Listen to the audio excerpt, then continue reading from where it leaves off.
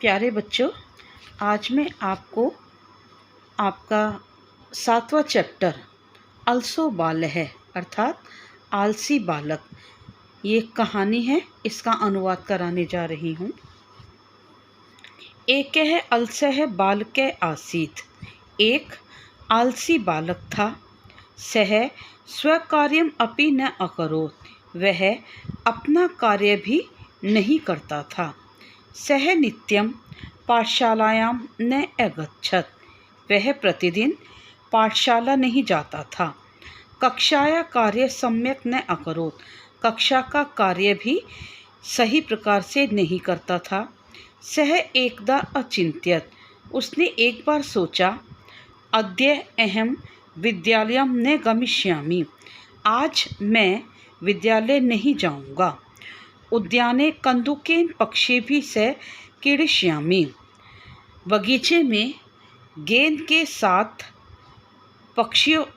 से पक्षियों के साथ खेलूंगा।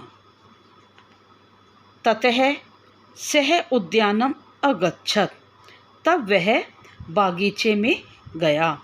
उद्याने एके अपि जनः न आसीत्, बागीचे में एक भी व्यक्ति नहीं था।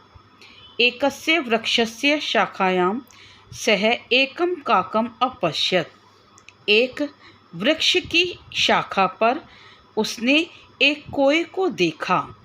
बालकः अवदत्, बालक ने कहा, भो काक, हे कोए, आगच्छ, आओ, मया सह क्रीड, मेरे साथ खेलो। काक अवदत्, कोए ने कहा, भो बालक, हे बालक, इदानीं प्रातः वेला अस्ति, यह प्रातः की वेला है। वेला माने समय, यह प्रातःकाल का समय है। अहम जनजागरणाय गच्छामि, मैं लोगों को जगाने के लिए जाता हूँ। मम बहुकार्यम अस्ति, मुझे बहुत काम है। अवकाशम न अस्ति, अवकाश नहीं है। अवकाश माने छुट्टी या खाली, अवकाश नहीं है। त्वमेव क्रीड इति, तुम ही खेलो। त्वम माने तुम, एव माने ही, तुम ही खेलो। ततः स उद्याने कपोतान अपश्यत्, तब उसने बगीचे में कबूतरों को देखा। स तान अकथयत्, उसने उनसे कहा, भो मित्राणि, ये मित्र का बहुवचन है, मित्राणि, हे मित्रों, आगच्छ, आओ, क्रीडामः, खेलें। एकः कपोतः तम अवदत्, एक कबूतर ने उससे कहा, तम माने उससे, अधुना वयं भोजनाय क्षेत्रं गच्छामः, अभी हम भोजन के लिए खेत में जाते हैं। शोभना वेलां वयं न यापयिष्यामः, सुंदर समय हम व्यतीत नहीं करेंगे, अर्थात सुंदर समय को हम नहीं खोएंगे।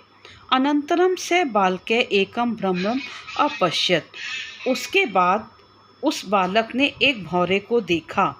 तम अवदत्, उससे बोला, अरे भ्रमर, त्वं सदा मकरंदम पानम करोषि, तुम सदा मकरंद का ही पान करोगे। जो भौरा है वो पुष्पों में से पराग को ग्रहण करता है। मकरंद माने पराग, तुम सदा पराग का ही पान करोगे। इदानीं मया सह क्रीड, अब मेरे साथ खेलो।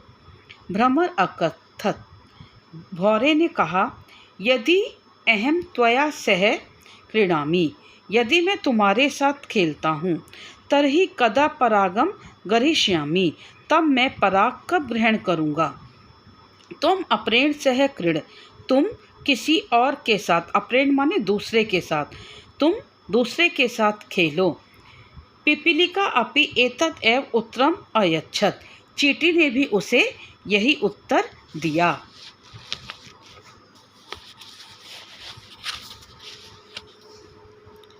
ततः स अलस बालकः अचिन्त्यत्, तब उस आलसी बालक ने सोचा, अस्मिन् संसारे खगा मृगाः कीटा अपि अलसा न सन्ति, संसार में पक्षी, मृग और कीट भी आलसी नहीं हैं।